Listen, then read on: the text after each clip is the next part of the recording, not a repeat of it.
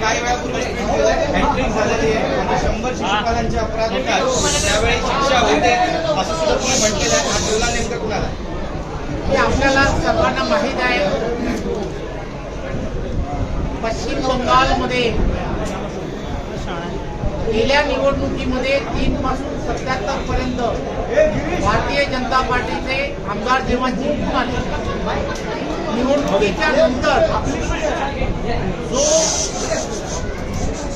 अत्याचार करण्यात आला, अनेकांचे बळी घेण्यात आले, अनेकांवरती महिलांवरती अत्याचार करण्यात आले, या सर्व गोष्टी संपूर्ण देशभरात सगळ्यांना माहीत आहे. परंतु तरीही भारतीय जनता पार्टीचा कार्यकर्ता या सर्व अत्याचाराच्या विरोधात सुद्धा राष्ट्रीयत्वाचा धागा धरून या ठिकाणी टिकून राहिला आणि त्यांनी आज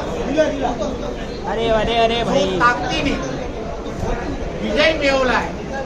खरं तर शिशुपालाचे 100 अपराध ज्यावेळेला पूर्ण झाले त्यावेळेला त्याच्यावरती सुद्धा त्याला दंड मिळाला आहे.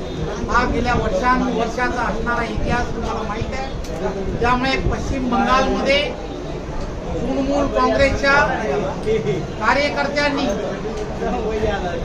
ते 100 अपराधापेक्षा जास्त अपराध झाले होते आणि ते त्याला दंड म्हणून आज 2/3 मेजॉरिटीने इथल्या असणाऱ्या नागरिकांनी पूर्ण आशीर्वाद हा भारतीय जनता पार्टीला सोनार बांगला निर्मितीचा ध्यास जिंकला असं म्हणतात. एक गोष्ट लक्षात घेतली पाहिजे, आसाम असेल किंवा पश्चिम बंगाल असेल किंवा संपूर्ण देशभरामध्ये जो विजय आहे, हा विजय हा भारतातील असणारी आदरणीय पंतप्रधान नरेंद्र मोदीजी यांच्याबद्दल असणारी आत्मीयता, डेव्हलपमेंट बद्दल त्यांनी केलेली कामं, आदरणीय अमित भाई यांची असणारी प्रत्येक राज्यामध्ये घुसखोर आणि घुसखोरांच्या विरोधात केल्या गेलेल्या कारवाई असतील, या सर्व गोष्टींमुळे खऱ्या अर्थाने संपूर्ण देशाची असणाऱ्या